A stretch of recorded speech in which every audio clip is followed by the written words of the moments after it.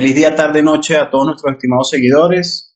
Les habla Juan Carlos en nombre del equipo de Hechos Criollos. Hoy tengo otra vez el honor de tener de invitado a nuestro espacio habitual de los miércoles, que casi todos lo estamos haciendo los miércoles, a Manuel Aponte Rojas.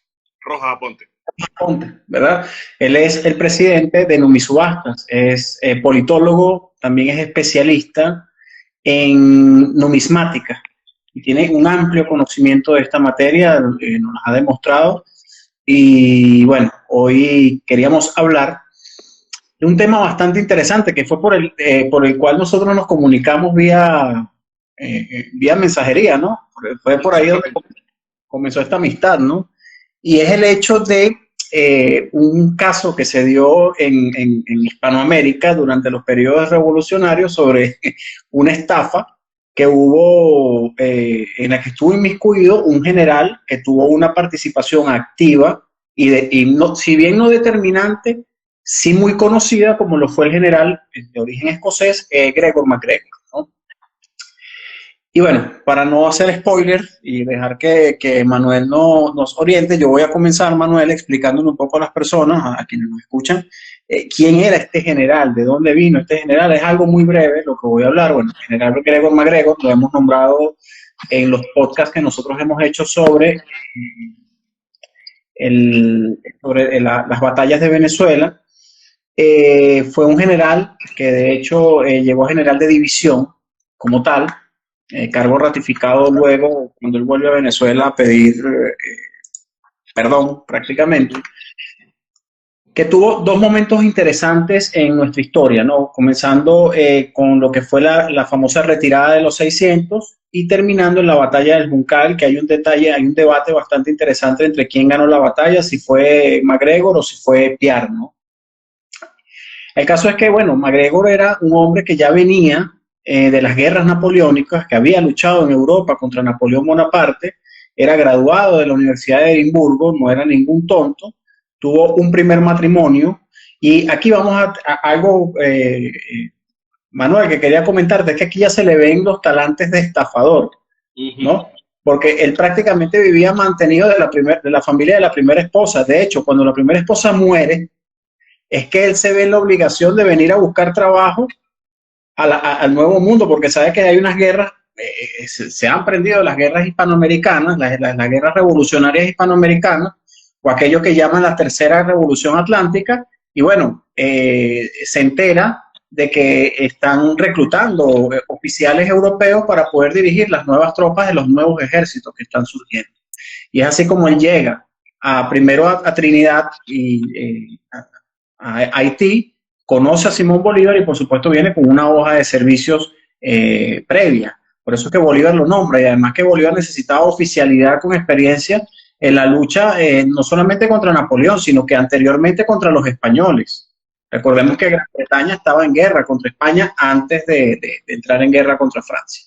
El caso es que una vez en Venezuela, ya estando en 1811, él vino también con una intención de un viaje naturalista, un viaje científico, un viaje de exploración, porque hay que reconocerle que él también era un asiduo estudioso de la naturaleza, estudioso de las plantas. De hecho, tuvo que ver mucho en lo que fueron las expediciones científicas de Santa Fe de Bogotá.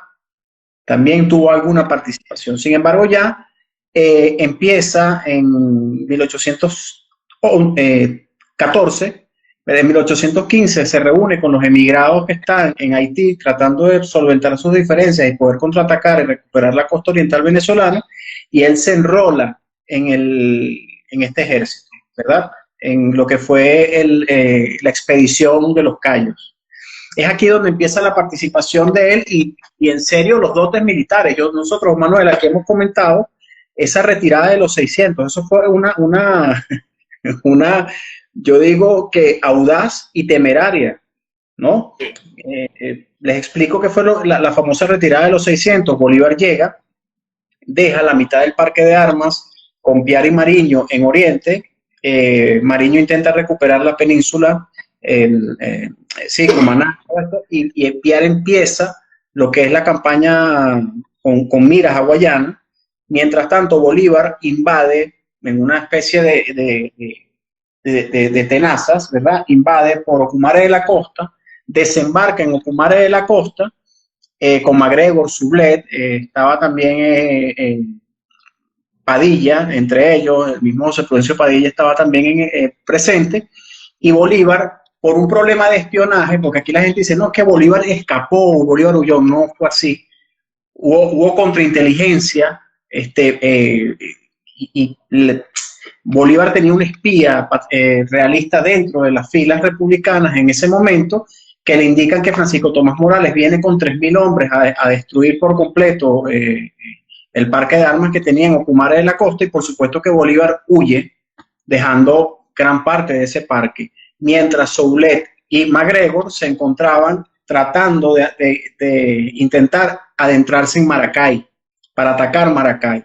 Es allí cuando les informan que Bolívar escapó con los pocos barcos que quedaban, ellos se encontraban rodeados. Venía Morales desde Valencia y ellos tenían dos opciones: o iban a los llanos centrales a encontrarse con Páez, o se iban al oriente para encontrarse con las fuerzas patriotas al mando de Piar. Deciden irse a oriente porque a Páez no lo conocían como tal.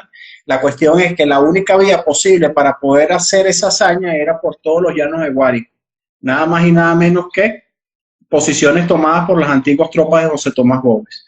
Entonces, no solamente tenían a los perseguidores, sino que también a los que se iban a encontrar por el camino. Sin embargo, bueno, se lanzaron una campaña relámpago, unos 4 encuentros bastante puntuales. Una primera batalla que luchó ya encontrándose con Saraza, en Aragua de Barcelona, a las afueras, la batalla de los Alacranes, que la resulta victoriosa MacGregor. Hay que tener en cuenta que era bastante diestro en el arte del movimiento de infantería rápido y los rapaz. Eso no hay que reconocérselo. De hecho, le decían el comandante Infante, o sea, que era muy aguerrido en la pelea de la bayoneta. Luego se encuentran con Piar y ahí es donde viene la batalla del Juncal. Aquí es donde termina el asunto. MacGregor, al no atribuírsele el triunfo de la batalla del Juncal, ¿verdad? Que por supuesto el triunfo lo iba a tener Piar, y explico rápidamente para darte la palabra. En la batalla del Juncal se reúnen los ejércitos de Piar y estos inmigrados que vienen de MacGregor, y se utiliza una táctica militar para la época que se llama orden oblicuo de circunstancias. El general o el comandante principal de estas 3 columnas se pone en el lado izquierdo, le hace entender al enemigo que está aquí ese comandante y finge una retirada del campo de batalla para atraer a la caballería de la misma. Entonces, ¿qué pasa? Que Piar se retira para dividir a la fuerza, y es cuando MacGregor por el centro ataca con una carga de infantería brutal, y aprovechando cuando las fuerzas que persiguen a Piar se encuentran con una trampa, ¿verdad? Y es que Piar los derrota y vuelve al campo de batalla. ¿Qué ocurre? Que cuando Piar vuelve al campo de batalla, ya MacGregor había terminado la batalla. Entonces empezó la discusión. Lógico que el comandante de mayor rango, de mayor antigüedad, era Piar, y Piar, por supuesto, se adjudica la batalla. Entonces, en este momento, MacGregor escribe a Bolívar y decide retirarse del territorio venezolano. Pero aquí es cuando viene la misión que le encomienda a Bolívar, que aquí es donde comienzas tú con la exposición. Discúlpeme que me haya extendido, pero es que es mucho. No, para nada, más bien bastante resumido. Bueno, efectivamente, ante estas situaciones, MacGregor propone, quizás porque ya entendía lo que era el pensamiento que tenía Bolívar en ese momento, iniciar una campaña para poder tomar control de Florida. Florida en ese momento dependía de la Real Audiencia de Cuba, era tanto la Florida Oriental como la Florida Occidental, no pertenecían a lo que es hoy los Estados Unidos, y ellos deciden hacer esa campaña. Hay algunas fuentes que dicen que era una especie de venganza que quería hacer Bolívar por el apoyo que estaban dando algunos sectores de Estados Unidos a los españoles. Incluso, bueno, sabemos el caso de estos barcos americanos que fueron atrapados en el río Orinoco, justamente en la campaña de Guayana, y eso produjo unas tensiones diplomáticas importantes entre Venezuela y los Estados Unidos. Las condiciones o el carácter oficial de esta campaña siempre están un poco en el aire, ¿no? Y de paso aprovecho para aclarar algo. Nosotros hicimos un flyer hace algunos días hablando de la Gran Colombia intentando conquistar Florida. Es una licencia histórica cuando hablamos de la Gran Colombia, mucho más cuando hablamos de la Gran Colombia en este año. Porque en este año, primero, no existía la República de Colombia, nunca existió la Gran Colombia. La Gran Colombia es un nombre histórico, eso es importante recordarlo. Existía la República de Colombia que unificaba lo que en ese entonces era Nueva Granada con Venezuela. Colombia toma ese nombre es mucho después, a partir de 1800, me falla ahora exactamente el número cuando toma el nombre de Colombia. Entonces, esta campaña se da, pero los 3 batallones que conforman la campaña estaban compuestos principalmente por americanos, americanos que estaban interesados en tomar control de esa zona. Otro tercio estaba compuesto por mulatos, indígenas, libertos y por mercenarios. Sin embargo, una representación importante de algunos nombres que a los venezolanos nos suenan muy fuertes, como Pedro Agual, Luis Brión, Lino de Clemente, Juan Germán Rocio, Constante Ferrari y Agustín Codazzi. Todos ellos acompañaron a MacGregor en esta misión. Sin embargo, como todas las acciones de MacGregor que se dieron de forma personal, todo quedó bastante nebuloso. Yo tengo aquí algunos apuntes de que aparentemente él logra tomar sin ningún tipo de resistencia la isla de Amelia, que es un islote que está al norte de la isla de Florida, donde había una pequeña fortificación, pero toma esa fortificación sin disparar un tiro. Prácticamente los pocos soldados que ven esa fortificación, cuando se ven abrumados por esa cantidad de soldados, se entregan, y lo que se genera en esos momentos, según las mismas crónicas que reportan, es un festejo y una algarabía impresionante en el cual ni siquiera se preocuparon por planificar y hacer un trazado de acción. MacGregor venía ya con la mentalidad de hacer mucha pompa de esta conquista. Tú hablabas de que desde hace mucho se le veían sus tendencias estafadoras. Hay que recordar que cuando él llega a Venezuela en 1811, él se autoproclama como caballero de la Orden de Cristo de Portugal, orden que nunca recibió. Él llegó a recibir la Orden Libertadores justamente por este movimiento, que entre otras cosas le valió que Subledo volviera a aceptar cuando regresó a Venezuela. Pero nunca tuvo esa orden. Entonces vemos constantemente este tipo de sucesos en él. Constantemente vamos a ver cómo él, después de tomar una posesión, él deja a sus soldados abandonados, deja a su tropa abandonada a su suerte. Lo hizo en Amelia, lo hizo en Riohacha, lo hizo en Portobello. Eso nos genera muchas dudas de qué es realmente lo que él quería. Era una persona que psicológicamente uno podría analizarlo, tenía ese rey reprimido que algunos tienen y que se evidencian en su forma de proceder cuando se quiere ser importante antes de ser útil.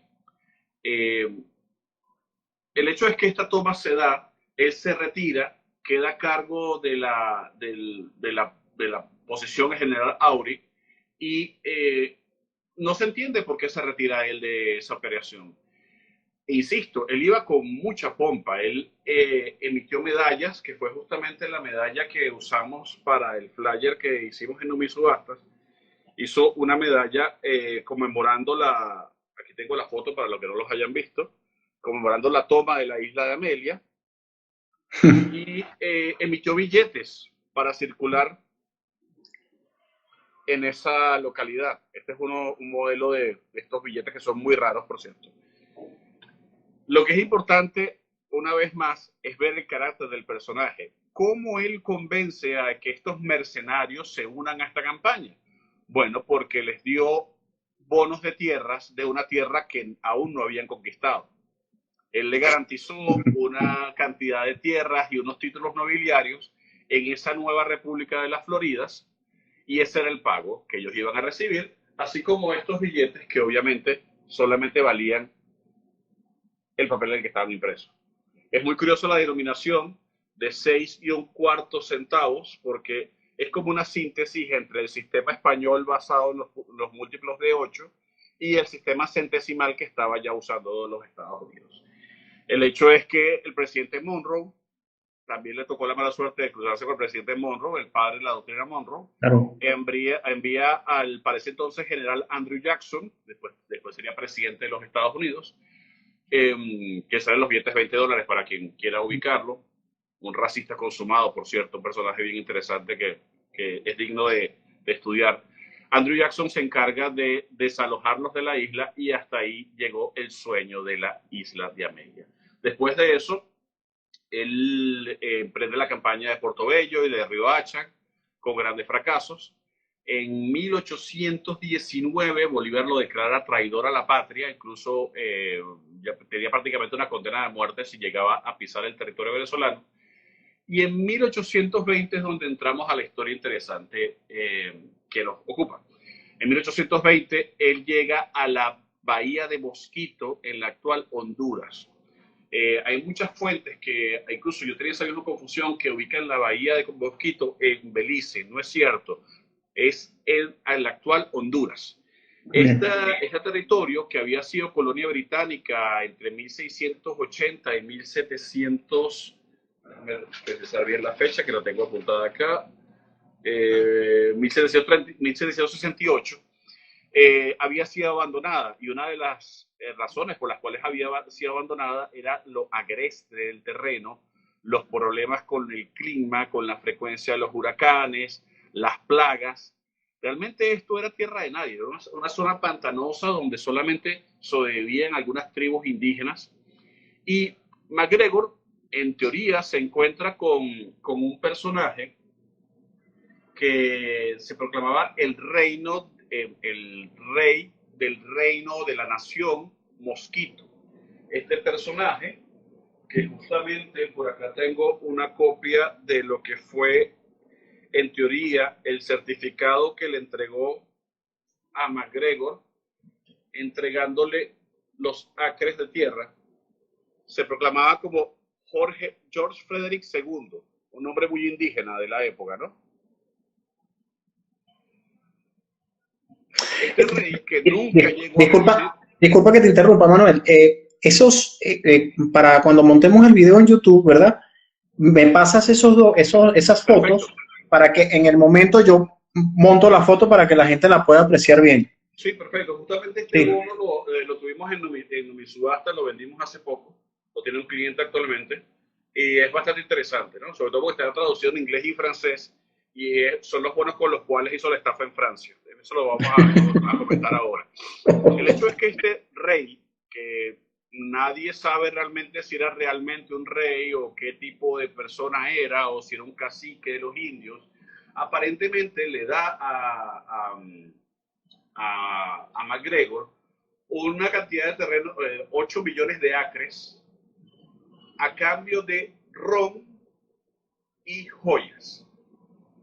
Un negocio bastante extraño. Hay algunos autores que lo que dicen es que MacGregor llegó con una cantidad de ron y lo que hizo fue hacer una fiesta, y entonces ahí fue que convenció a este rey, que nunca más apareció, de que entregaba ese terreno en propiedad.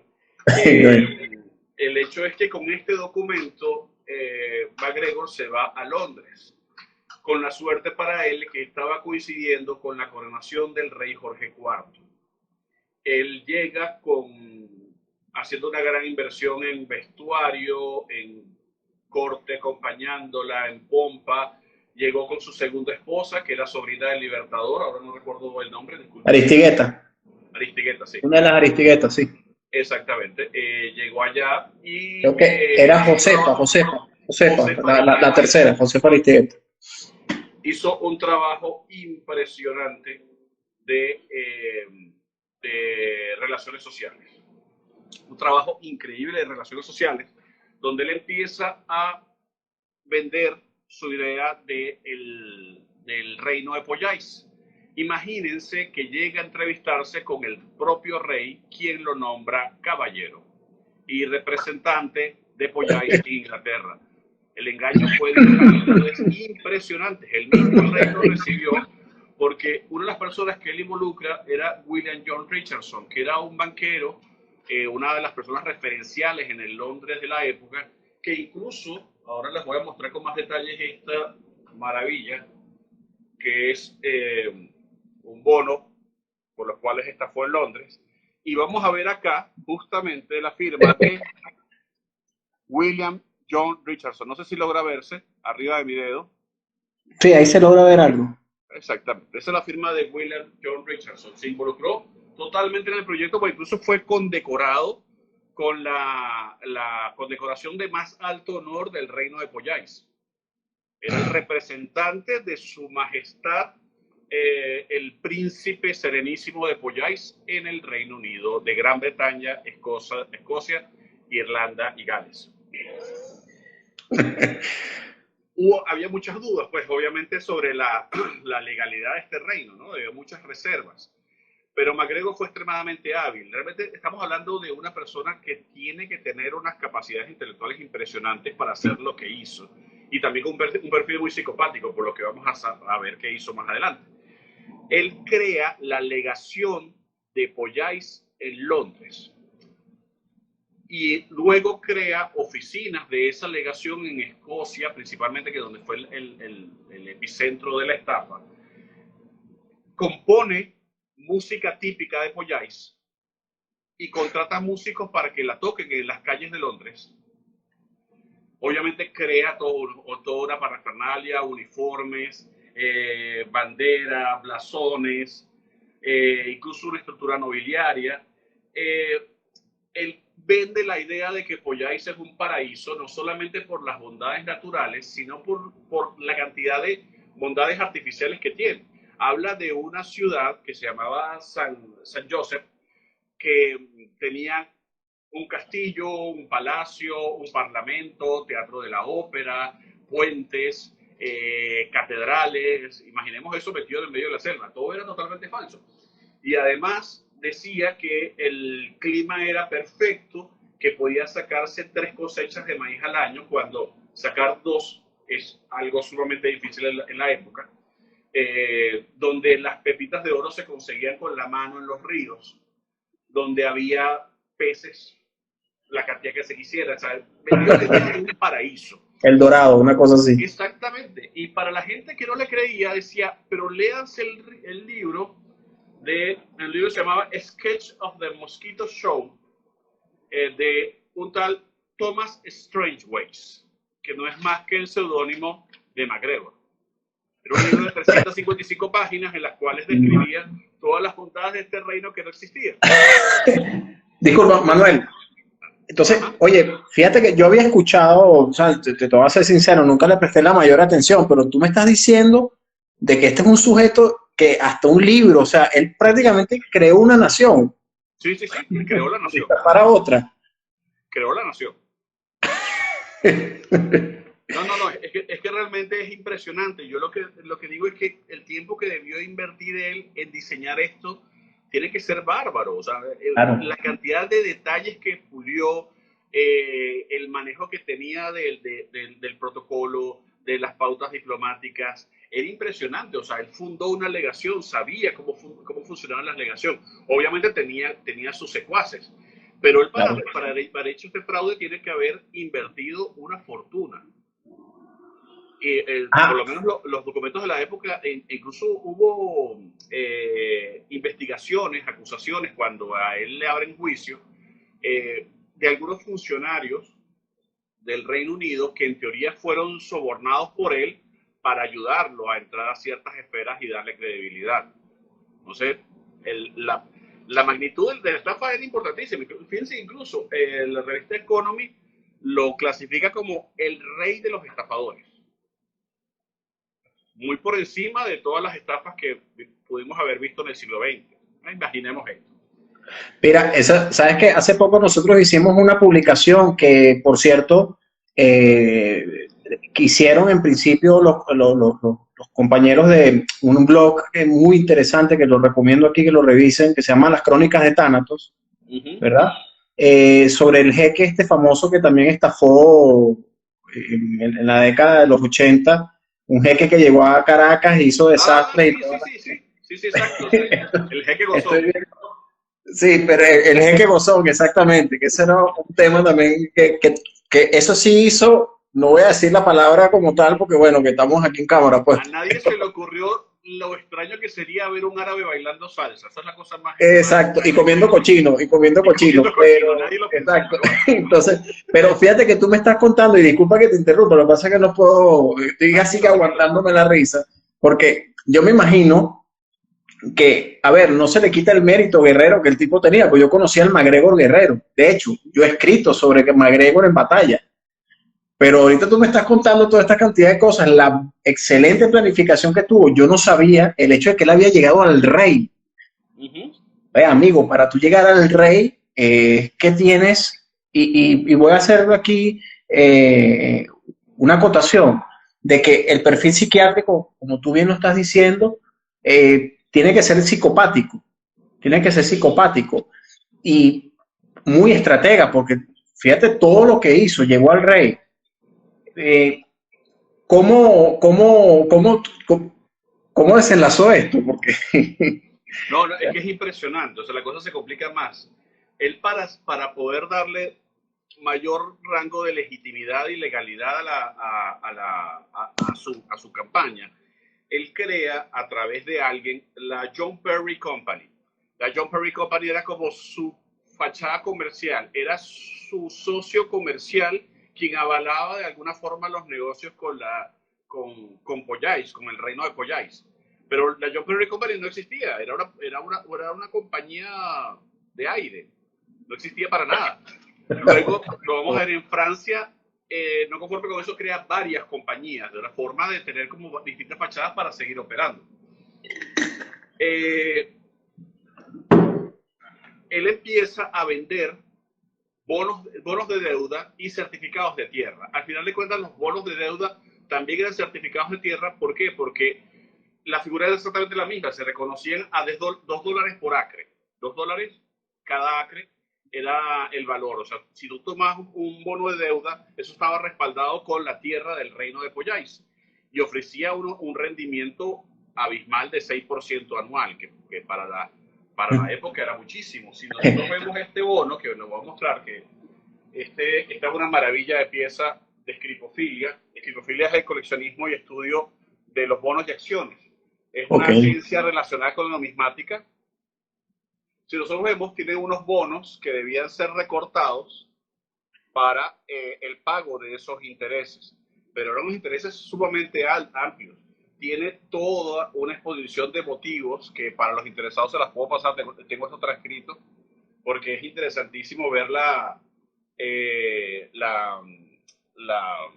pompa con la cual se presenta, ¿no?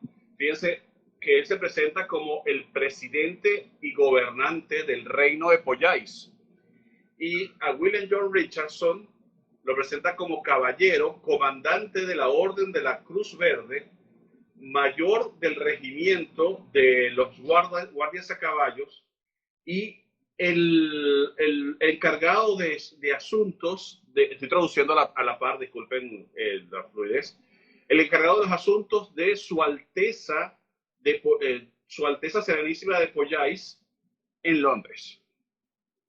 Es como él mismo presenta a William Richardson, ¿no? Es curioso, algo interesante, que en estos bonos, si vemos donde debería estar la firma de Gregor MacGregor, está impresa, no están firmados en manuscrito. Esta fue una de las sutilezas por las cuales él pudo salvarse de juicio después. Entonces, tenemos varios tipos de bonos que se emitieron. Les estaba presentando este sí es un bono de tierra en el cual da la copia de la supuesta cesión que hizo el príncipe de Pollais. Vemos esto interesantísimo, que son unos billetes por los cuales él cambiaba a las personas que intentaron ir a Pollais, le cambiaba su dinero británico por este dinero que él imprimió, que no valía absolutamente nada. Y este es otro tipo de certificado, también, muy raro. Y este es otro tipo diferente al que les mostré. Entremos a la parte cruel. Si no consideramos que robar es cruel, lo que vamos a ver ahora sí fue cruel. En total, él compra 7 barcos para trasladar a todas aquellas personas que estaban interesadas en crear una nueva vida en Gran Bretaña. En aquella época había mucho de ese sentimiento en Inglaterra, particularmente en Escocia, de salir de la tierra nativa. Los escoceses tenían el sueño frustrado de ser colonizadores, nunca lo pudieron hacer. Casualmente, un ancestro de MacGregor había sido protagonista del intento de Escocia de colonizar el Darién, Panamá, y él constantemente recordaba su pasado legendario. Pero los escoceses nunca habían podido tener colonias, entonces él aprovecha ese sentimiento y es en Escocia en donde hay más estafas. Él se enfoca en la clase media, no tanto en la clase pudiente. Creo que fue otra de las maneras en las cuales él se evitó mayores problemas. Y lo que hizo fue agarrar a personas que tenían ahorros, a personas mayores que tenían los ahorros de su retiro, y en ellos se enfocó. Y en familias que se estaban formando, familias nuevas que tenían un hijo o 2 hijos. Consigue estos 7 barcos y empieza a enviarlos al reino de Poyais. Incluso tiene la decencia de darle gratis el pasaje a los niños y de acompañarlos durante, creo que fueron 2 días de navegación desde su salida a Londres hacia Poyais. Cuando llegan estas personas, el primer barco llegó de noche, esperaron al día siguiente para poder ser recibidos por el reino, porque en teoría iban a ser recibidos con mucha pompa, pero nadie llegó. La primera hipótesis es que había sido un error del capitán del barco y había llegado donde no era. El capitán da una vuelta y dice, no, este es el punto. Y tal era el charming, el encanto de MacGregor, que era un encantador de serpientes, que la gente no dudaba. La gente no dudaba de la palabra de él. Y todas las personas que están ahí, estamos hablando de ancianos, niños, decían, no, pero es que Poyais existe, Poyais está ahí. Una de las cosas que MacGregor vendía es que los indios eran extremadamente amables, civilizados y que hablaban inglés, los indígenas de la zona. Afortunadamente para esas personas eran muy amables y ellos trataron de ayudarlos, pero era una misión perdida. Llegaron 2 barcos, los otros 5 fueron detenidos, fueron interceptados y devueltos, pero en esos barcos venían más de 250 personas. Al poco tiempo de ellos llegar, vino un huracán que hizo que uno de los barcos se hundiera y el otro barco se perdió en alta mar. Luego vino la temporada de lluvias, vino la malaria, vino la fiebre amarilla. De los 250 personas, a 260 aproximadamente que llegaron, 2/3 murieron. Hablamos de niños, hablamos de ancianos que MacGregor envió a la muerte. Incluso hay una historia muy triste de un zapatero que MacGregor lo había nombrado el zapatero real, iba a ser su zapatero en el reino de Poyais, que se pegó un tiro en la cabeza. Se suicidó. Esta parte es la que no hay un acuerdo. ¿Qué era realmente lo que quería hacer MacGregor? MacGregor realmente quería establecer una colonia ahí. ¿Por qué no lo hizo de otra manera? Realmente es difícil de entender lo que está pasando. En esos barcos venían no solamente familias, venía personal capacitado, venían médicos, venían ingenieros, venía una dotación humana importante para poder crear una ciudad o una población. Pero claro, de hecho esto fue un fracaso. Solamente 1/3, como les dijo, de esa población pudo ser salvada y trasladada a Belice. Muchos de ellos incluso se quedaron viviendo en Belice porque hablamos de gente que toda su fortuna la había invertido en el reino de Poyais. Todos sus ahorros los había invertido en el reino de Poyais y no tenían ni siquiera forma de regresarse a Gran Bretaña. Ya cuando se descubre que el reino de Poyais no existe, MacGregor había huido a Francia. Y en Francia inicia nuevamente la estafa. Tengo aquí la fecha, el 8 de julio de 1824, la Gran Colombia hace un comunicado en el cual declara que el reino de Poyais no existe y que MacGregor no tiene ningún tipo de galardón ni de representación de la República en ningún país del mundo, porque él se presentaba, primero se presentó, tenía un título que era muy rimbombante, que fue incluso con el que se presenta en Amelia, brigadier general de las Provincias Unidas de Nueva Granada y Venezuela y general en jefe de los ejércitos de las dos Floridas. Pero además de eso, entonces se presentaba como príncipe de Poyais. Esto creó una tensión con la República de Colombia, porque obviamente venía con el aval de Colombia, por lo cual Venezuela tiene que, Colombia tiene que lanzar ese comunicado. Está en Francia, inicia otra vez su campaña, ahora crea múltiples compañías para que le sirvan de fachada a la venta de sus acciones. Yo estoy pronunciando Poyais porque es como se escribe, pero realmente sería Poyet. Se me olvidó de ese punto. Vemos también un perfil de intocable. Él creía que iba a salir impune siempre. Él se atreve a regresar a Londres en 1827 y es liberado en el juicio. Muchos sostienen, de las personas que han estudiado los autores que han estudiado este caso, que se debió a sus contactos en los juzgados. Otros sostienen a que se debió a su alta gradación masónica. Lamentablemente a veces la masonería es usada para este tipo de cosas y ojo, no soy promotor de la leyenda de la masonería, soy masón y más bien defiendo la masonería, pero reconozco cuando este tipo de cosas pasan. Él era grado 33 y aparentemente por eso salió librado de Inglaterra, regresa a Francia. Disculpa que haga un inciso ahí bastante importante para las personas que nos están escuchando, de que la masonería que se trabajaba en aquel momento era una masonería más operativa, ¿no? Y en Inglaterra era prácticamente necesario para poder acceder a un cargo público, y creo que todavía la condición de masón, pues, ¿no? Inglaterra, a diferencia de por lo menos las monarquías de origen católico, origen divino, la masonería no era perseguida y era, al contrario, un requisito para poder acceder a cargos públicos notorios, jueces, administración pública en general.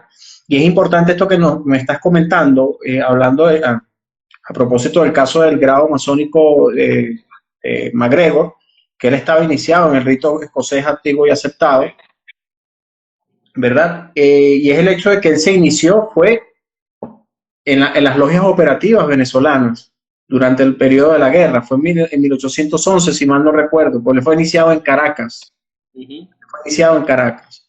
Entonces, nada, era ese comentario aparte ahí para la gente. Sí, pero aparentemente él se ocupó en el tiempo que estuvo en Londres de obtener más grados, y igual lo hizo en Francia. O sea, realmente usó la masonería para este objetivo.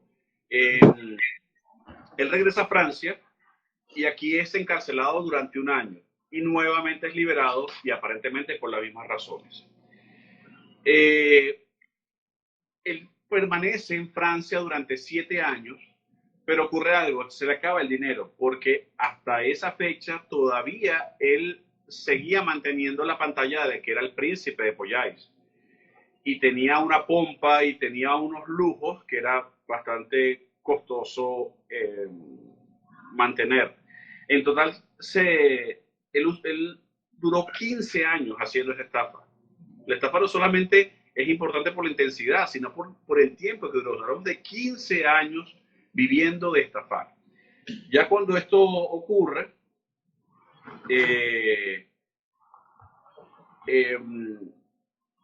Francia fue mucho más cuidadosa que Gran Bretaña, por eso no ocurrió un desastre en Francia, que pudo haber ocurrido.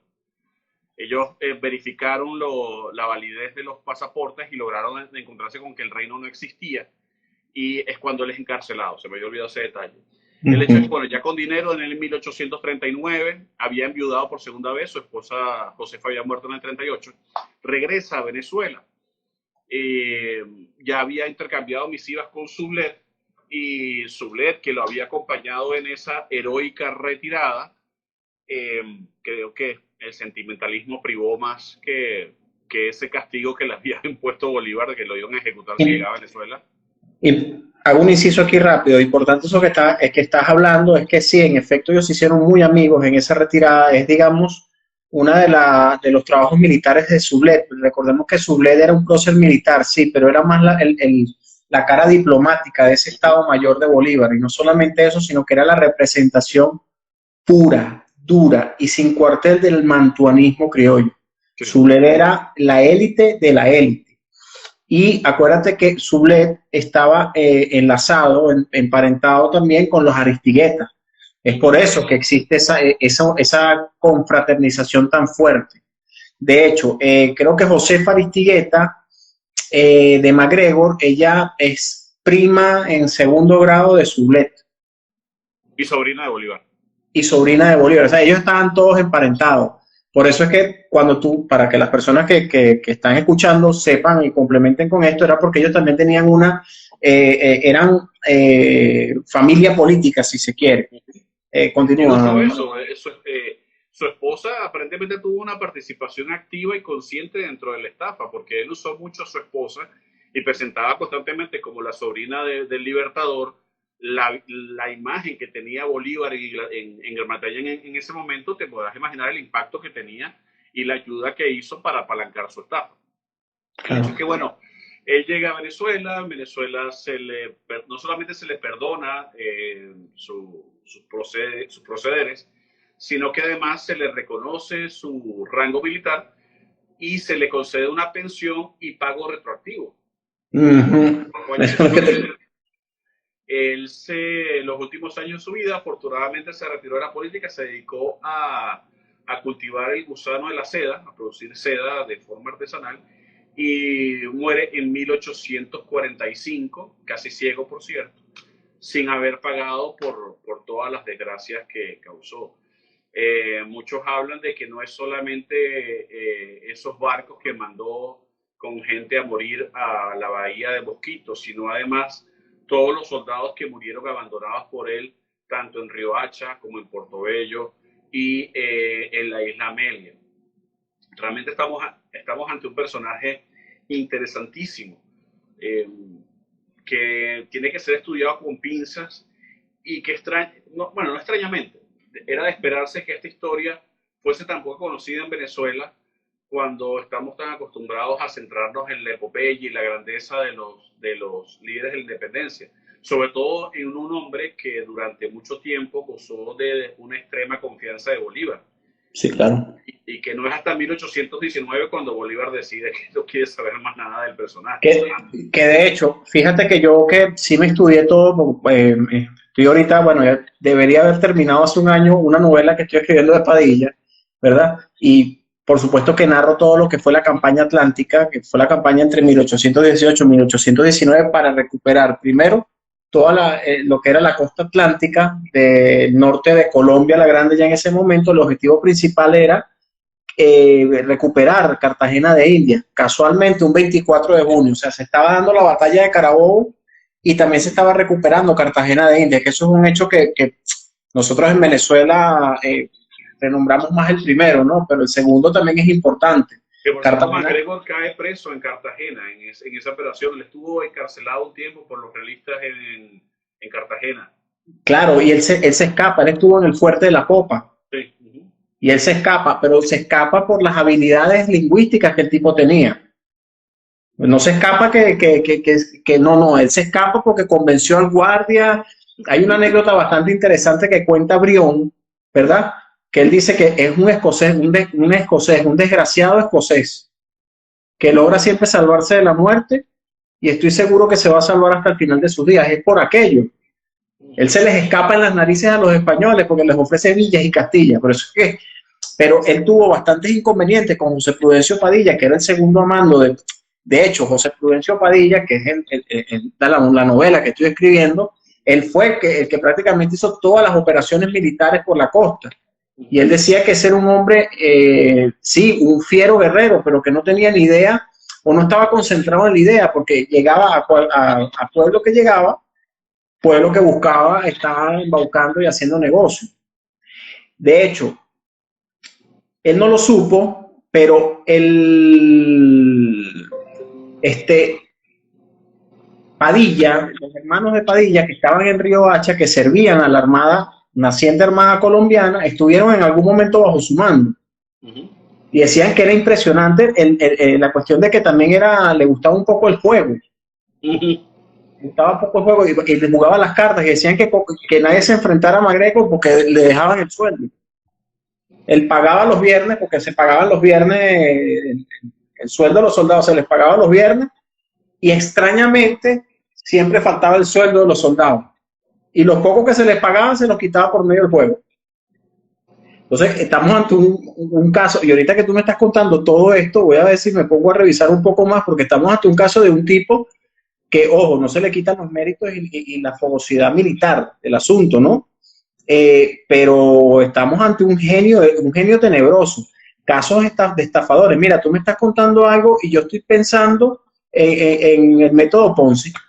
O sea, yo estoy pensando, no fue en 1930 que se inventó, 1920, este señor prácticamente hizo un método piramidal en Inglaterra. Es que es así, mira, de verdad cuando uno ve este texto, o sea, esta pieza, tengo el honor de tenerla porque está cocinada para una subasta que íbamos a hacer en junio que está pospuesta por todo este tema de la pandemia. Cuando uno lee este texto y ve la minuciosidad legal con la cual esto se redactó, es realmente impresionante. O sea, uno ve documentos de escripofilia legítimos y no tienen esta rigurosidad legal. No la tienen. Es realmente impresionante. O sea, insisto, estamos ante un genio. Un genio para lo bueno y un genio para lo malo. Claro, no. Un genio como... Sí, su ímpetu para ser príncipe, era un príncipe frustrado, él quería ser príncipe, y que prácticamente murió siendo príncipe, creyéndose príncipe, ¿no? Y no solamente eso, o sea, que prácticamente es que murió sin ser juzgado. Por lo menos en el plano terrenal, respeto la creencia de todas las personas que piensen después más allá, pero bueno, la justicia hay que hacerla aquí. Y aquí murió de viejo, anciano, pero murió de viejo. Habrá sentido arrepentimiento. Generalmente las personas que estafan no se arrepienten de nada. Y por lo que tú me estás contando, se ve que él lo hacía porque lo necesitaba. O sea, era una cuestión psicológica. Lo necesitaba hacer, lo necesitaba la cuestión de la estafa. Yo no sé si tú has visto Breaking Bad, es una serie genial. Que no la haya visto, la recomiendo. Pero el Breaking Bad, hay otra serie que se llama Call Me Saul, que tiene que ver con un abogado muy peculiar de la gente de Breaking Bad, que él sufría de esto. Él era abogado, pero él necesitaba estar estafando. Él necesitaba estar estafando y él se gradúa de abogado por correspondencia. Es de estos abogados que para hacer... Sí, exacto, no les importaba nada. Es todo un personaje. Yo te le recomiendo que la veas, todo un personaje. Pero él en sus momentos libres con la novia que hacía, oye, mira, vamos a estafar a aquel que está allá. Pero es que no tenemos necesidad, nosotros nos sobra la plata, sí, pero es que es divertido. Es que es una compulsión. O sea, una compulsión, tú lo has dicho. Y al final es compulsivo, o sea, ellos necesitan crear. Y fíjense, o sea, al hombre lo estaban persiguiendo en Escocia y él se atrevió a regresar a Escocia. Realmente él creía que era intocable, que nunca le iba a pasar nada. Y bueno, algo de razón tenía porque no le pasó nunca nada. Pero realmente a mí lo que quizás me consterna un poco es llegar al punto de mandar a todas estas personas sí. a la muerte. Eso es lo que consterna en mayor medida, porque o sea, estás robando porque necesitas dinero, pero además les estás condenando la vida a estos seres. Manuel, te lo cuento como me lo contaban algunos profesores y tenemos que estar conscientes de que hoy, siglo XXI, existe una cultura hacia la muerte mucho más alejada. Estamos hablando de una persona que estuvo en campos de batalla, que vio lo peor del ser humano también, que la sangre se le volvió fría para cualquier tipo de asuntos. Y ojo, en las guerras napoleónicas, las muertes de civiles llega un momento que elimina, extermina cualquier tipo de sensibilidad en el humano, y mucho más en una época donde te acostumbraban a asistir a las plazas para que vieras ejecuciones públicas. O sea, no era que la gente a veces lo veía por sadismo, era precisamente la forma de ver, mira, si te portas mal te va a ocurrir eso. Y ya prácticamente eso se vuelve como que parte de lo cotidiano. Te lo voy a poner como un ejemplo. Una amiga que, por cierto, me está escribiendo aquí, ¿verdad? Me manda ayer un video, y con esto ya termino, ¿no? Me manda un video de los típicos malandros en Venezuela que descuartizan gente. Y ella me dice, estoy horrorizada con lo que acabo de ver. Yo le digo, mi hermano era funcionario del 6CPC y esos videos eran a cada rato, y llegó un momento que yo vi el video y no sentí ni asco, bueno, o sea, siento es el asco hacia ese tipo de conductas, ¿no? Pero no me causó una impresión como tal. En Venezuela se ha vuelto a desarrollar la cultura de la muerte. Quizás ahí te puedo responder el por qué él quizás no sintió remordimiento alguno por enviar a gente inocente a la guerra. Quizás, y con esto cierro, él lo diría porque por lo que estoy viendo y has contado bastantes detalles, él siempre se autoponía como que una idea superior. Seguramente él decía, es para apoyar a la causa de la libertad. Todo sea por la razón de Estado, vamos a hablarlo así en términos politológicos, ¿no? Todo sea para aquello. Que generalmente estos perfiles delincuenciales, ¿verdad? Siempre tienen un motivo ulterior. Bueno, ya yo con esto cierro. No sé si quieres decir algo más. Manuel, mira, la gente está comentando que le ha gustado bastante, por cierto.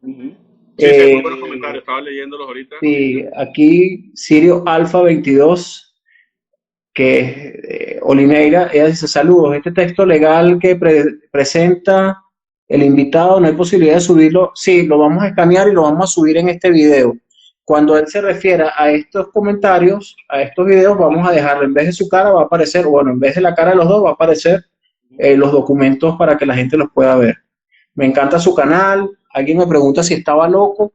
Liliana, lo que estamos hablando, pues generalmente no es locura, porque una persona para poder hacer todo esto tiene que estar en sus 4 cabales bien completo.